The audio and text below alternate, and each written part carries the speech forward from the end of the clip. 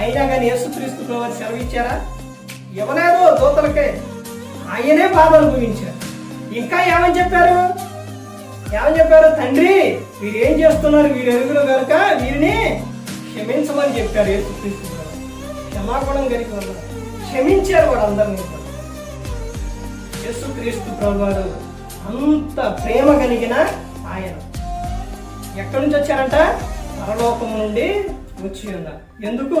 తండ్రి ఇష్టమును నెరవేర్చుటకు పరలోకము నుండి యేసుక్రీస్తు ప్రభువారు ఈ లోకానికి వచ్చారు. పరలోకంలో నిత్యం ఆయనకు గాన ప్రతిగానాలు. పరలోకం ఎలా ఉండితో తెలుసండి? ఆకలి ఉండదు, దప్పిక ఉండదు, ఎండ ఉండదు, బాధ ఉండదు, చింత ఉండదు, ఏది ఉండదు. ఆనందం, ఎప్పుడు ఆనందమే, ఎప్పుడు సంతోషమే.